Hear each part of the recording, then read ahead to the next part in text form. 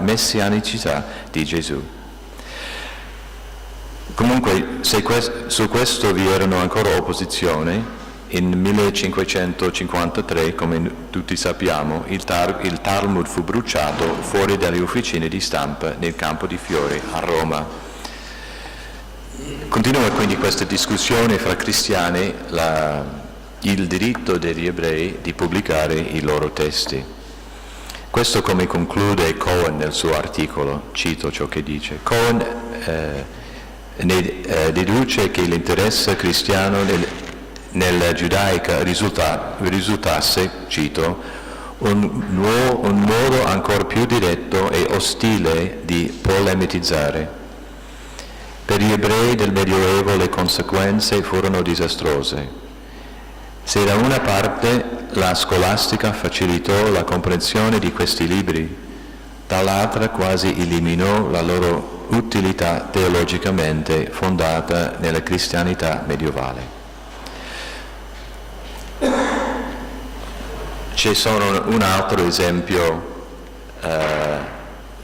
molto conosciuto, non devo ripassare la sua storia, ma forse uno degli altri esempi molto importanti che indica il Targum che oltrepassava le barriere culturali e linguistiche durante il Rinascimento e lo troviamo nella conservazione del Targum Neofiti da parte di Egidio da Viterbo e poi tutto il suo percorso finché arriva nelle mani di Dies Macho e viene riscoperto. Conclusione, è anche un esempio, proprio per divertirvi, un esempio del Targum oltre i confini. Il Targum Neofiti appare adesso in polacco, quindi il popolo in Polonia avrà la possibilità di leggere questa ricchissima tradizione nella propria lingua. Conclusione. I Targumim costruiscono una letteratura senza confini, una letteratura di una comunità minoritaria in dialogo con la cristianità e con l'Islam. Infine, questa letteratura, che è stata di aiuto nel preservare l'identità dei giudei, è passata all'Europa cristiana. In seguito è stato usato contro gli stessi ebrei, alla fine di danneggiare ulteriormente la loro identità ed eliminare la loro teologia. Oggi possiamo solamente essere grati del fatto che questa missione cristiana non ha avuto successo. Grazie.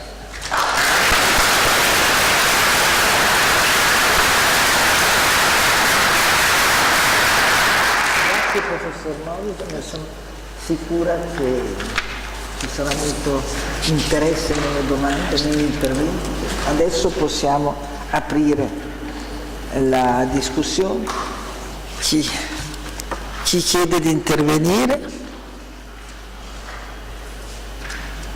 Naturalmente anche sulle relazioni precedenti, vero? Prego. Methodological question Professor wants. Do you continue to work with the assumption that the section is a translation of the Masoretic text when, in fact, some Hebrew biblical fragments from Qumran have checked out on that assumption? I didn't understand your question, excuse me. And do what?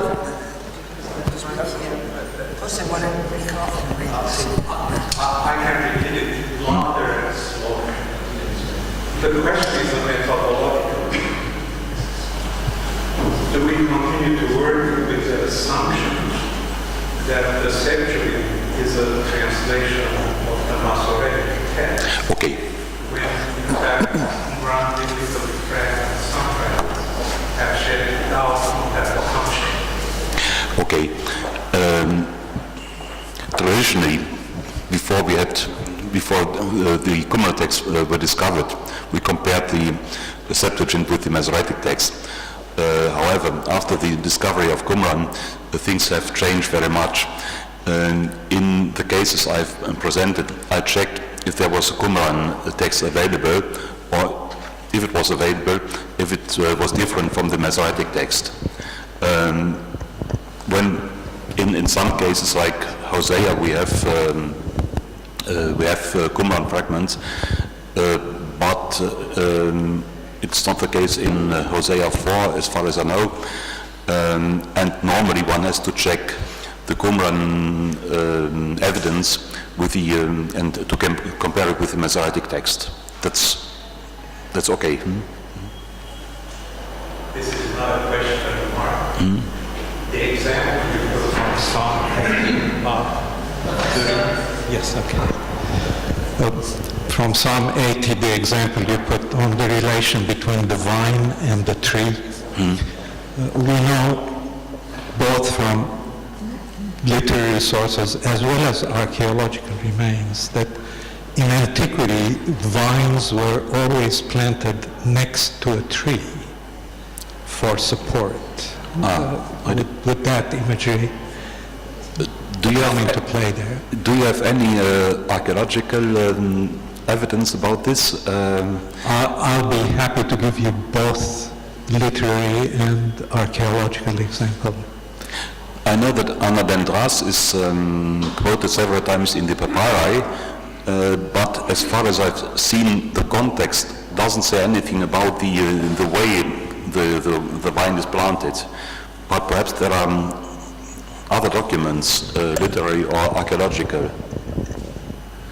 There's a famous fable in Aesopus about the fox and the vine, the raven, which is sitting on the vine, and the fox wants to get the grapes, but he doesn't. He's too small. He cannot reach the grapes, and the raven is very high in the Anadendras, and so this explains why the fox cannot get the grapes. But till now, I didn't find any archaeological evidence.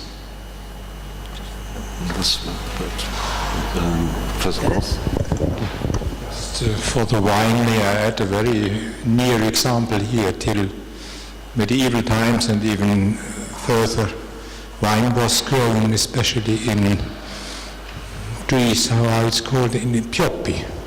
In Tuscany, good Chianti, Sangiovese, Altri grapes must grow climbing up these trees.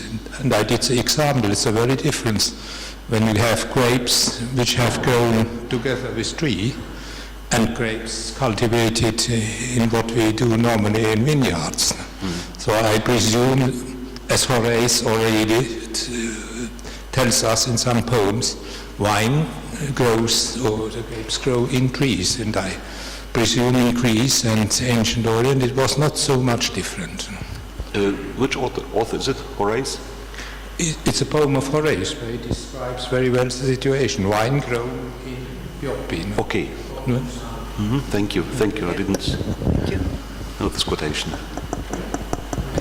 Ci sono altre domande?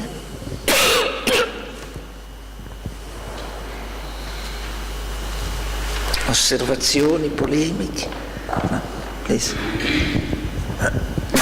This one is for Father Morrison. The Targum Onkelos, I think it was, the passage on Ishmael's wife and his second wife, Adisha and Fatima.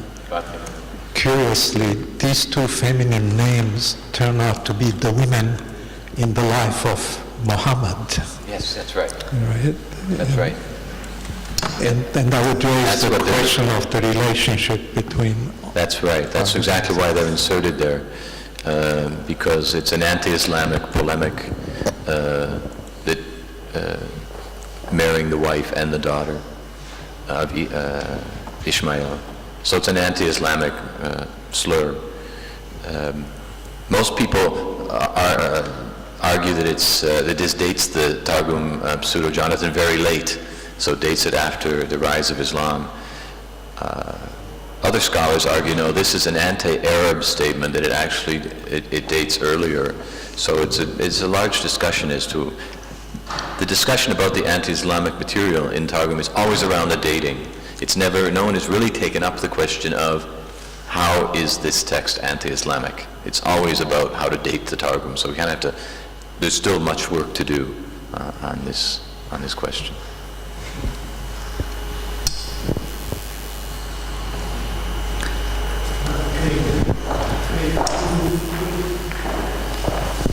There's also two further could not be possible the reverse, that Muslims or Arabs were aware about the Targum, and then looking from the Muslim point of view, they put.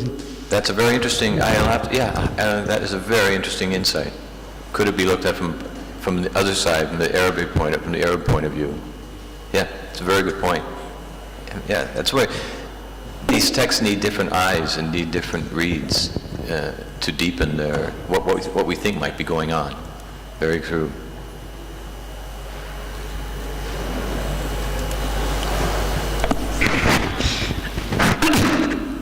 Allora, se nessun altro vuole intervenire, possiamo concederci una breve pausa. I have one question, if I could. Please. One question for Professor Barnes. These readings are very interesting that you've presented. It's always a question of moving from what the reading is to what it means. You know, is it really enculturation is the question. So, you know, in Judges 16:19, the reading la'ish, the man, and then the Greek has korea. It could just be a specification. They're trying just to not necessarily enculturate, but the translator is just trying to, you know, who comes in to do this kind of activity, and the Hebrew is very vague. La'ish comes to do it. So I was listening to it, I enjoyed it very much how you're working through these examples, but that's the struggle I have the most in interpreting these readings. This also goes true for Professor Trebole Barrere's paper as well. You know, if the Masoretic text is stable by the year 70, as Tov teaches us, then these readings become extremely interesting, and how to interpret them, whether they're enculturation, specification, especially when in 1 Samuel 28:27, that last thing, the Baale, is so unclear. You know, the Greek translator has no choice, has to do something, and the question then is, how do we interpret it?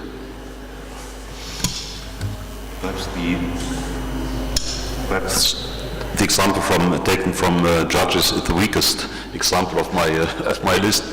I wondered whether in Alexandrian context they could translate la'ish only by aner, or if they said from shaving Samson, a hairdresser or a kind of barber is required. That's right. Yeah. And in the Hebrew Bible, I don't know if I missed an example, there is no hairdresser or no barber. I didn't find any barber.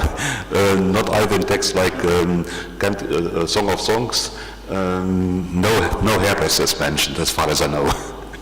And perhaps this is a more urban environment in Alexandria. I suppose that the book of Judges has been translated in Alexandria, and so a specialist is required, a craftsman. Thank you, yeah. Appreciate that.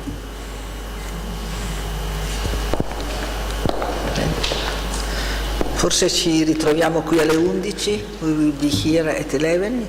It's okay for everybody? Scusate, do due informazioni pratiche.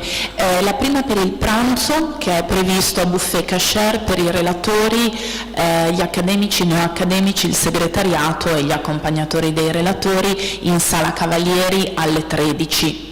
Anche alle 12:30 se riuscissimo a finire in tempo, ma insomma tra le 12:30 e le 13. So we have, spieghi qual è la Sala Cavalieri? No, poi ci andiamo tutti insieme. Andiamo insieme. We have a kosher catering between 12:30 and 13 in Sala Cavalieri, and we will moving together to the Sala Cavalieri.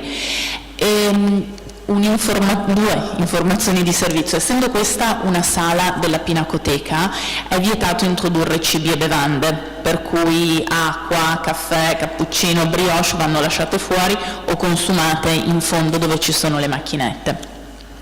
Se studenti, professori o altre persone avessero bisogno di un attestato di partecipazione, me lo chiedete, lo facciamo firmare a Monsignor Fumagalli, che è il direttore della classe, e ve lo facciamo avere tra questa sera e i prossimi giorni via mail. Ricominciamo alle 11. Alle 11. Va bene, grazie. Professori, sono Craig Morris. You were yesterday at the Biblioteca, and I should have been there but I was